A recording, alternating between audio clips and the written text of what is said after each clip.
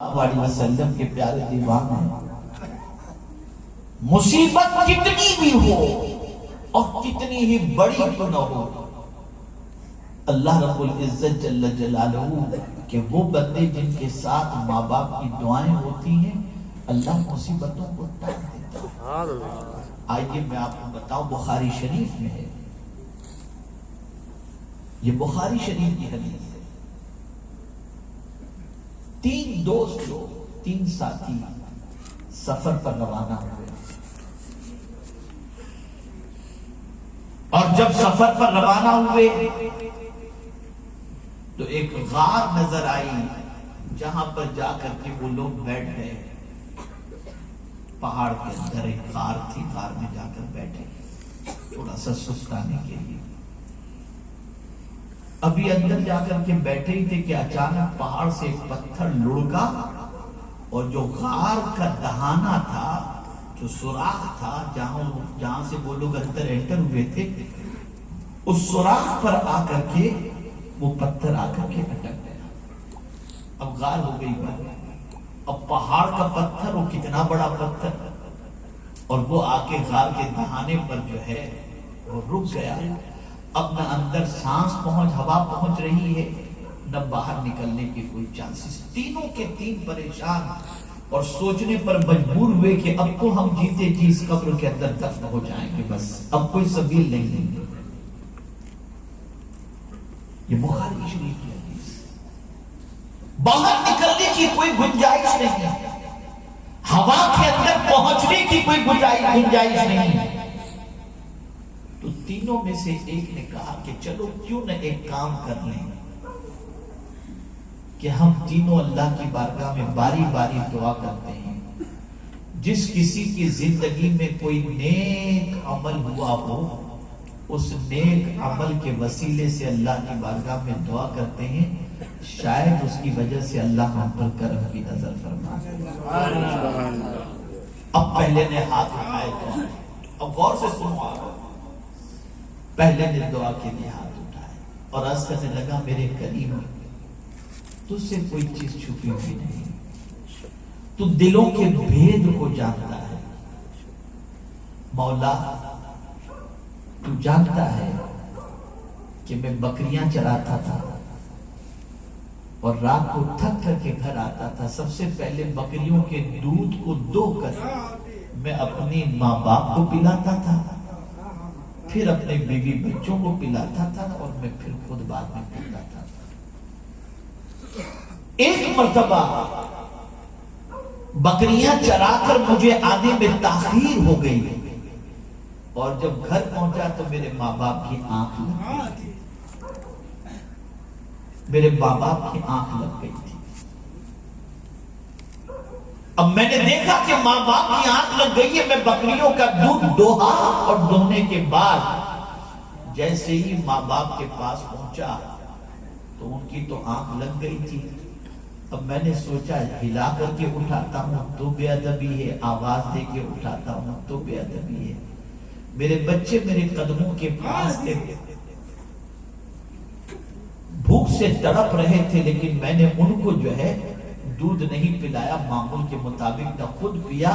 میرے مولا میں دودھ کا گلاس لے کر، دودھ کا پیالہ لے کر رات بھر کھڑا رہا کہ میرے ماں باپ کی آنکھ کھلے تو میں انہیں دودھ پیش کر دوں۔ اور جب میرے ماں باپ کی آنکھ کھلی میں نے ان کو دودھ دیا، جب وہ پی کر کے سیر ہو گئے پھر میں نے بچوں کو پلایا اور پھر میں خود پیا۔ مولا اگر وہ نیکی تجھے پسند آ گئی ہو تو ذرا غار پر سے پتھر کو ہٹا دے تاکہ ہمارے لیے کچھ سانس کا انتظام ہو جائے۔ ابھی دعا پوری بھی نہیں ہوئی تھی کہ اللہ عز و جل نے غار سے پتھر کو تھوڑا سا ہٹا۔ آسمان نظر آ گیا۔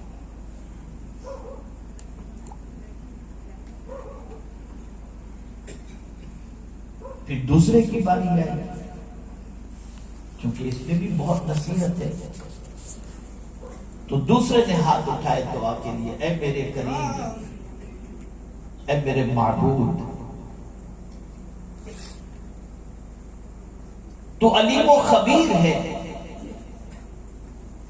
میرا ایک معاملہ تھا اور وہ یہ تھا کہ میرے چچا کی بیٹی تھی جس پر میں فریبتا تھا اور چاہتا تھا وہ میرے قابو میں آ جائے. میں اس سے بے پناہ محبت کرتا تھا لیکن کوئی سبیل نہیں بن پاتی تھی. ایک مرتبہ اس سے 100 دینار کی ضرورت پڑی اور وہ میرے پاس آئی اور آ کر کہنے لگی کہ 100 دینار مجھے چاہیے. تو میں نے موقع کا فائدہ اٹھایا اور میں نے کہا میں 100 دینار تجھے دوں گا لیکن تجھے بھی مجھ سے وعدہ کرنا پڑے گا کہ تو میرے پاس آئے گی. اس نے کہا وعدہ ہے. وہ 100 دینار لے کر گئی, اپنی ضرورت کو پوری کی اور پوری کرنے کے بعد پھر جب آئی تو اس نے اپنی خواہش پوری کرنے کا جیسے ہی ارادہ کیا تو پروردگار تو جانتا ہے کہ میرے چچا کی لڑکی نے مجھ سے کہا کہ جس پر قدرت نے مہر لگائی ہے تو اسے نہ توڑ, اللہ سے ڈر, اتق اللہ, اللہ سے ڈر. تو مولا جیسے اس نے کہا اللہ سے ڈر, میں تیرے سے ڈر کر کے اس عورت کو میں نے چھوڑ دیا. مولا اگر وہ تجھے نیکی پسند آئی ہو تو غار سے کچھ اور پتھر کو ہٹا دے. پروردگار نے اور تھوڑا سا پتھر غار پر سے. سبحان اللہ. اب تیسرے کی باری. تو تیسرے نے بارگاہ سمدیت میں دعا کی,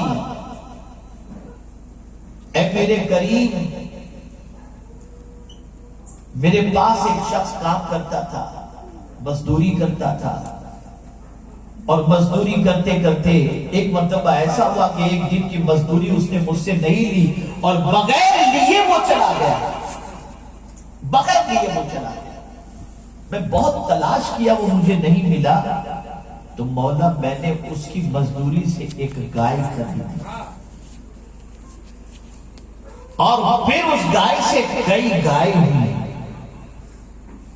کچھ دنوں کے بعد, کچھ مہینوں کے بعد وہ آیا اور آ کر مجھ سے کہتا ہے وہ میری مزدوری کہاں ہے جو میں نے نہیں لی تھی, مجھے میری مزدوری چاہیے.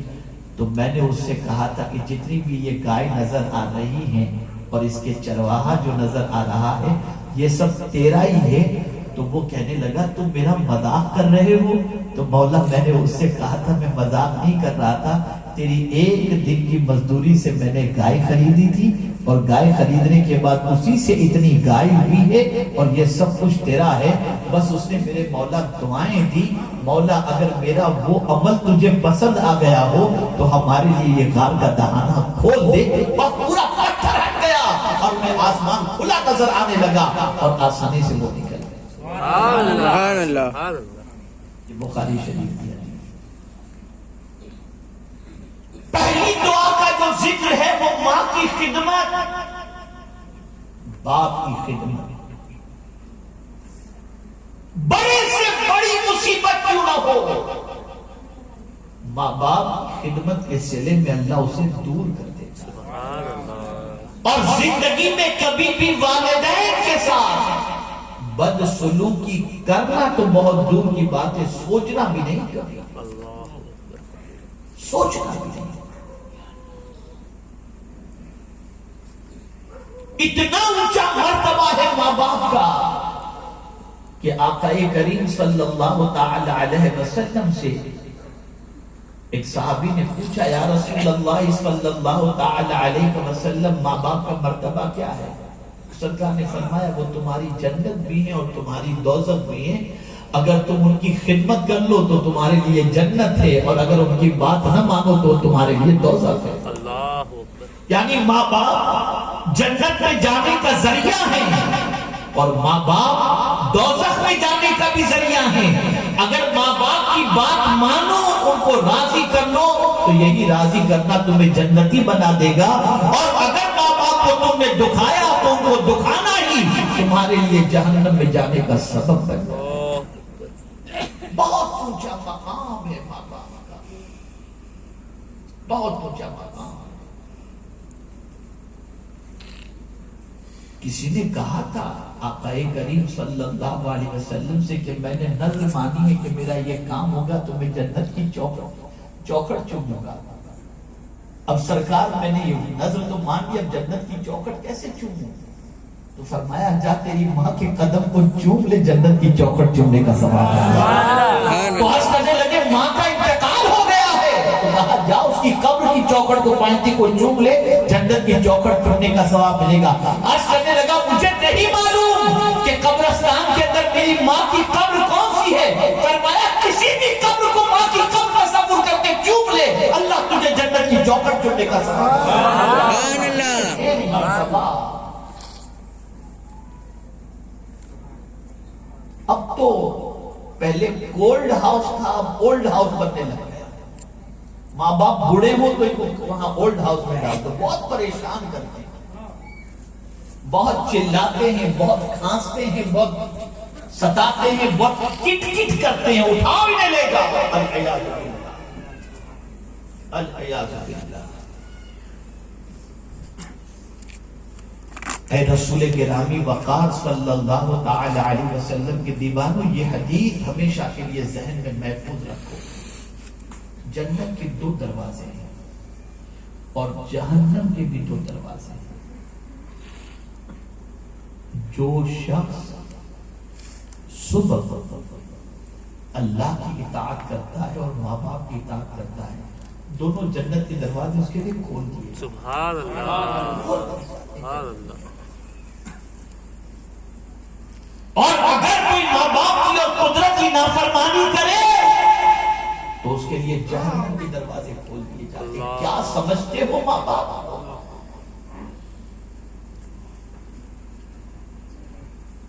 یہ معمولی نعمت نہیں ہے, یہ بہت بڑی نعمت ہے.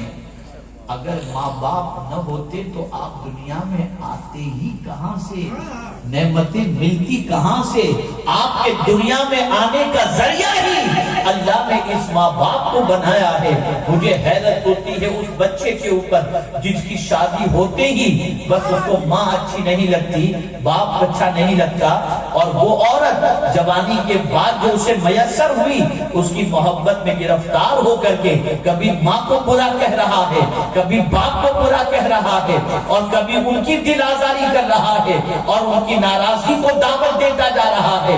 میں پوچھنا چاہتا ہوں, جب تم پیدا ہوئے تھے تو بیوی تو تمہارا خیال نہیں رکھی تھی. جب تم کمزور تھے, پیدا ہوئے تھے کمزور تھے, اس کمزوری میں تم کو کس نے سہارا دیا؟ تمہاری ماں نے سہارا دیا. اس کمزوری میں تمہیں اٹھایا کس نے؟ تمہارے باپ نے اٹھایا. تمہاری تعلیم کے لیے پیسے کا انتظام کس نے کیا؟ تمہارے باپ نے کیا. تمہارے لباس کے لیے پیسے کا انتظام کس نے کیا؟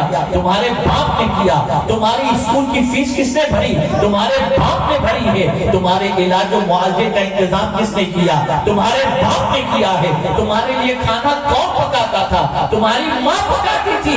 آج جب تم جوان ہو گئے تو تم ان کے احسان کو بھول کر بیوی کے غلام بن کر زندگی گزار رہے ہو. جب تم کمزور تھے اس وقت تو تمہاری بیوی تمہارے کام نہیں آئی تھی, یہ ماں باپ بھی تو کام آئے تھے. لیکن کوئی یہ نہ سوچے کہ بیوی کے حقوق نہیں ہیں. بیوی بھی اپنا گھر بار چھوڑ کر, رشتہ دار چھوڑ کر, ماں باپ چھوڑ کر اللہ عز و جل پر بھروسہ کرتے ہوئے اور تم پر بھروسہ کرتے ہوئے وہ تمہارے پاس آتی ہے. اس کے حقوق بھی ہیں لیکن ماں باپ سے بڑھ کر کے نہیں ہیں. پیغمبر رحمت صلی اللہ علیہ وسلم سے سوال پوچھا گیا, یا رسول اللہ صلی اللہ تعالی علیہ وسلم, عورت پر سب سے زیادہ حق کس کا ہے؟ عورت پر سب سے زیادہ حق کس کا ہے؟ تو آقا کریم صلی اللہ علیہ وسلم نے فرمایا اس کے شوہر کا. اور پوچھا گیا کہ مرد پر سب سے زیادہ حق کس کا ہے؟ فرمایا گیا اس کے ماں باپ کا. اللہ اکبر. مرد پر ماں باپ کا حق زیادہ اور عورت پر شوہر کا حق زیادہ. اگر شوہر کہہ دے عورت کو کہ تم میکے نہیں جا سکتی تو شریعت یہ کہتی ہے کہ تم شوہر کے حق, شوہر کی بات کو مانا.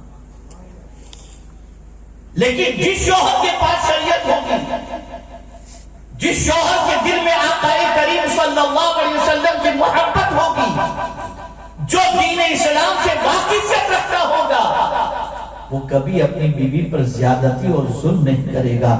اسے خوش رکھنے کی کوشش کرے گا. ماں کو بھی خوش رکھے گا, باپ کو بھی خوش رکھے گا اور بیوی کو بھی خوش رکھے گا.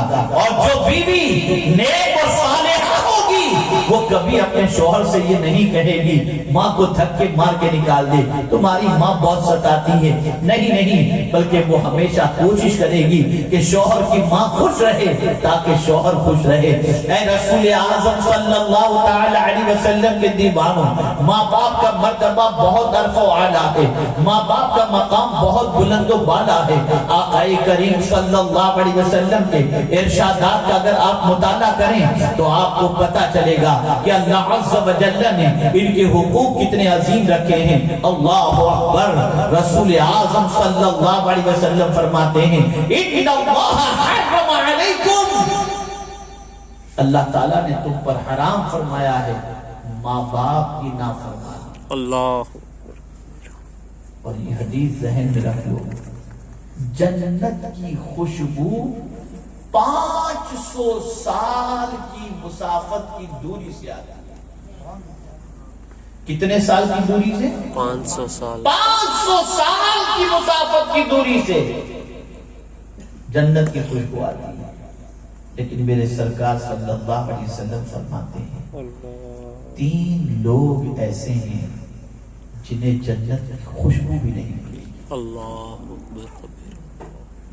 جنت کی خوشبو بھی نہیں ملے گی۔ ایک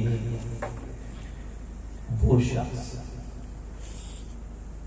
جو ماں باپ کا نافرمان ہے، اللہ، سرکار فرماتے ہیں اسے جنت تو کیا جنت کی خوشبو بھی نہیں ملے گی۔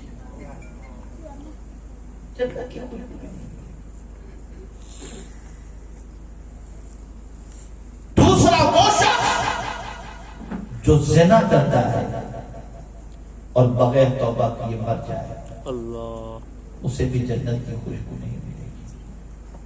اور تیسرا وہ شخص جو کسی پر احسان کر کے احسان جتائے، سرکار فرماتے ہیں اسے بھی جنت کی خوشبو نہیں ملے گی۔ اللہ، اندازہ لگایا۔ ہم یہ سمجھ رہے ہیں کہ چلے پر چلے، سجدے پر سجدے، تہجد پہ تہجد، تلاوت پہ تلاوت، روزے پہ روزے، یہ سب کرتے جائیں گے تو اس کے عوض میں جنت مل جائے گی۔ لیکن اس کے ساتھ اگر یہ برائیاں موجود ہیں تو نہ نماز کام آئے گی، نہ روزے کام آئیں گے، نہ حج کام آئے گا، نہ زکات کام آئے گا، کچھ بھی کام۔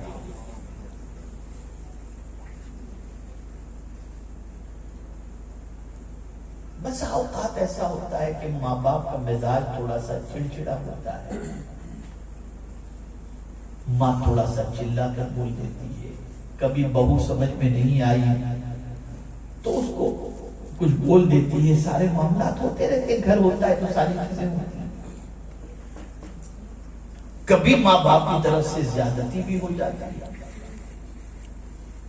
اب صحابہ کے سوال کو دیکھو، ایک صحابی نے حضور صلی اللہ علیہ وسلم سے دریافت کیا، یا رسول اللہ صلی اللہ تعالی علیہ وسلم، کیا ماں باپ اگر ظلم کریں تب بھی ان کے ساتھ اچھا سلوک کیا جائے؟ یہ سوال پوچھا جائے۔ ماں باپ اگر ظلم کریں تو کیا اس کے بعد بھی ان سے اچھا سلوک کیا جائے؟ یہ ایک بار سوال انہوں نے پوچھا، لیکن جواب میں حضور نے کیا فرمایا؟ وَإِن ظَلَمَا وَإِن ظَلَمَا وَإِن ظَلَمَا، 3 مرتبہ جواب میں حضور نے فرمایا صلی اللہ علیہ وسلم۔ آقا ارشاد فرمایا اگرچہ وہ تم پر ظلم کریں، اگرچہ وہ تم پر ظلم کریں، اگرچہ وہ تم پر ظلم کریں، باوجود اس کے تم ان کے ساتھ حسن سلوک سے پیش آؤ، پھر بھی تمہارا رویہ جارحانہ بے ادبی سے بھرپور نہیں ہونا چاہیے۔ یہ حدیث مبارک۔ اللہ،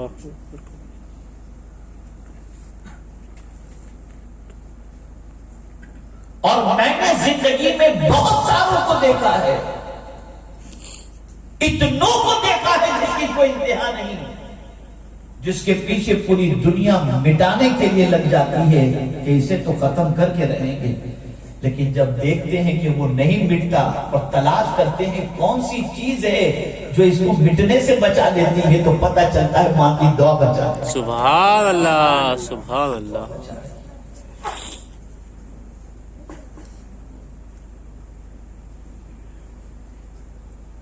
آپ سب کی دعائیں دیتے ہو،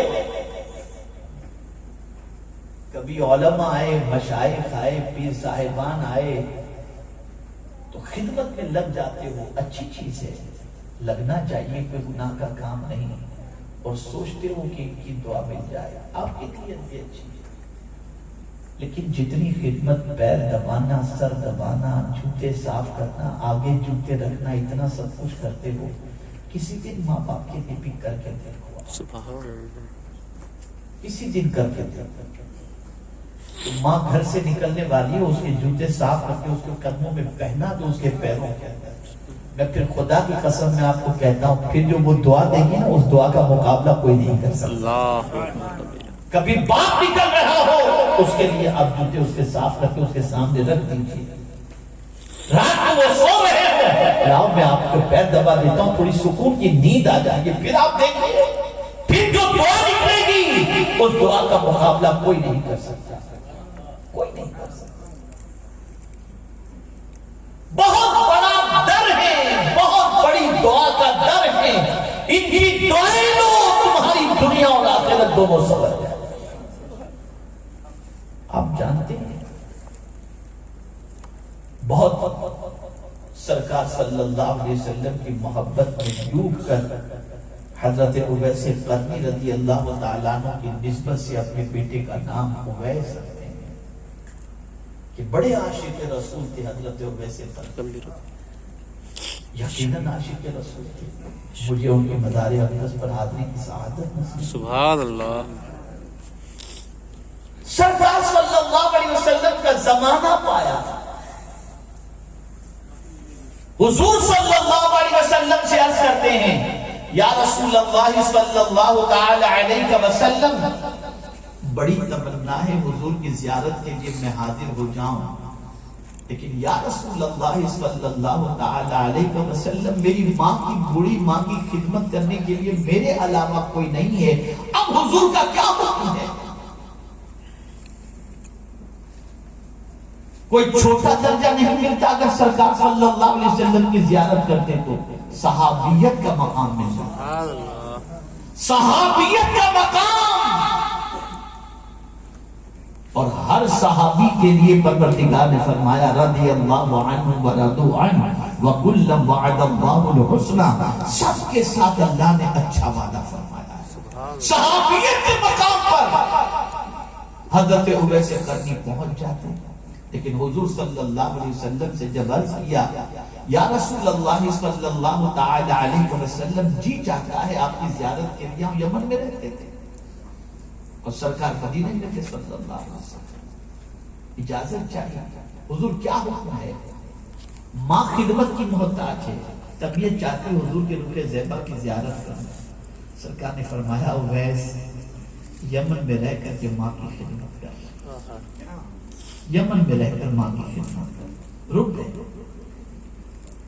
آقا کا ارشاد، مطلب یہ نہیں تھا کہ حضور کی زیارت بنفس نفیس تو نہیں ہوتی تھی، لیکن روز کتنی مرتبہ وہ حضور کو دیکھتے تھے. وہ حضور جانتے ہیں اور ویسے قریب رہنے والا کتنا شوق نہیں دیکھ پاتا تھا. حضرت اویس قرنی اس طریقے سے حضور کو دیکھ لیا. سبحان اللہ. سبحان اللہ. اور کتنا اونچا مرتبہ حضور نے دیا حضرت اویس قرنی کو. اپنا خرقہ پیش کیا، اپنا جھبہ مبارک دیا. کس کو؟ فاروق اعظم کو، مولا علی کرم اللہ تعالی وجہہ الکریم کو.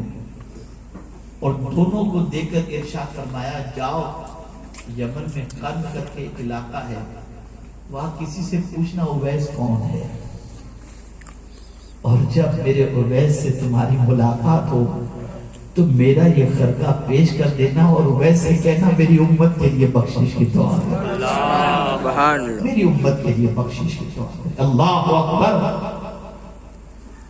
پہنچے فاروق اعظم. اب آپ دیکھیں، صحابی جا رہے ہیں تابعی کے دیدار کے لیے، صحابی جا رہے ہیں تابعیت کے مقام پر فائز کرنے کے لیے، اور حضور بھیج رہے ہیں صحابہ کو اس اویس کے پاس جس نے حضرت مختار کائنات کی زیارت. حالت بیداری میں سرکار کے ساتھ بنفس نفیس انہوں نے نہیں کی تھی، لیکن حضور بھیج رہے ہیں حضرت اویس قرنی کے پاس اپنا اپنا جبہ اور فاروق اعظم کو بھیج رہے ہیں، مولا علی کو بھیج رہے ہیں، اور قربان جائیے اپنا عشق جو اپنی امت سے ہے اس عشق کا اظہار کرتے ہوئے فرما رہے ہیں ویسے کرنے سے کوئی دوسری دعا نہیں، بس یہ دعا کرانا کہ میری امت کی بخشش کی دعا کر دے۔ اللہ اکبر۔ دونوں پہنچتے ہیں، پوچھتے ہیں قرن میں جانے کے بعد اویس کون ہے؟ اویس ایک ہے دیوانے جیسے لوگ ان کو پتھر مارا کرتے ہیں، کوئی ہے، بس وہی ہوں گے۔ دیکھا تو موجود تھے۔ اللہ اکبر۔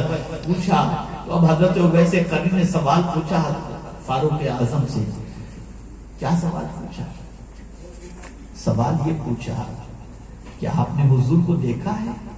اب وہ فاروق اعظم جو سرکار کے قریب رہتے تھے، وہ مولا علی جو سرکار کے قریب رہتے تھے، اور وہ حضرت اویس قرنی رضی اللہ تعالیٰ عنہ جنہوں نے ظاہری حیات کے اندر رسول اعظم صلی اللہ علیہ وسلم کا دیدار نہیں کیا تھا، وہ حضرت اویس قرنی فاروق اعظم سے پوچھتے ہیں عمر ذرا یہ بتاؤ کیا تم نے میرے حضور کو دیکھا ہے؟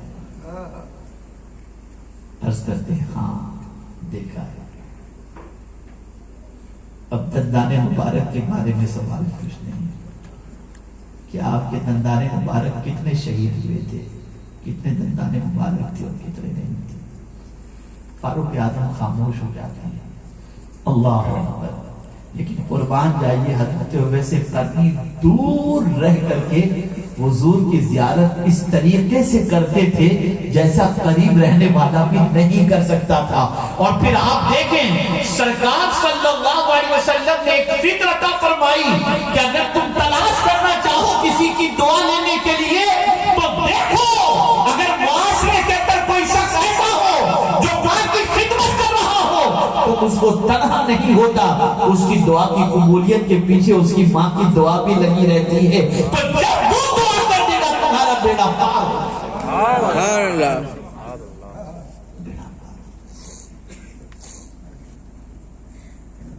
ماں باپ کی دعائیں دو، ماں باپ کی خدمت کرو، اور ایسی خدمت کرو، ایسی خدمت کرو کہ ان سے دعا کے لیے گزارش نہ کرنی پڑے، وہ دل سے خود ہی دعا دے، دل سے خود ہی دعا دے۔ اب ان سے سلوک کیسے کیا جائے؟ قرآن نے تو کہہ دیا وَبِالْوَالِدَيْنِ إِحْسَانًا۔ اب سمجھیے گا، ذرا سنبھلنے کی بات میں عرض کر رہا ہوں تاکہ ہر نوجوان، ہر شخص جس کے ماں باپ زندہ ہیں وہ کل سے اپنے ماں باپ کے ساتھ اسی طریقے سے سلوک کرے جس طریقے سے میں کرنے کا قرآن کی روشنی میں آپ کو بتایا۔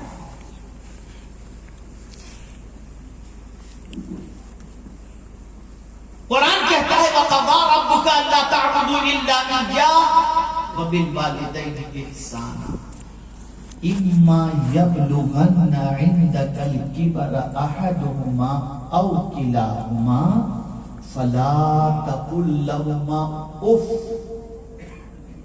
لفظ اف آیا، ماں باپ یا دونوں میں سے کوئی ایک بڑھاپے کو پہنچ جائیں،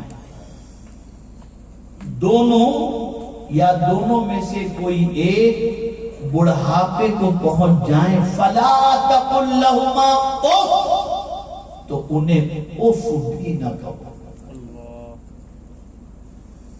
کل بروز قیامت ایک بندے کے دفتر میں نیکیوں کا انبار ہوگا، اور جب وہ میزان پر لایا جائے گا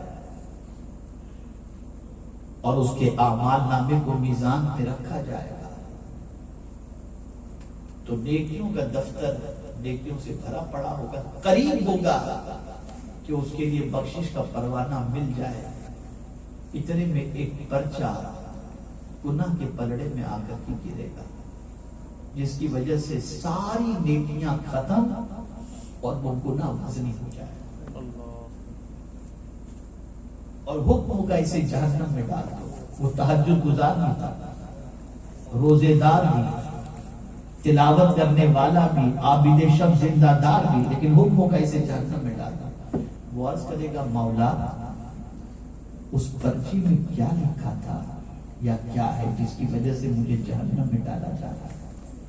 تو جواب دیا جائے گا زندگی میں ایک مرتبہ تو نے جو اپنی ماں کے سامنے اوف کہا تھا نا، وہ اتنا بڑا گناہ ہے کہ تیری ساری نیکیاں ختم کر دے گا۔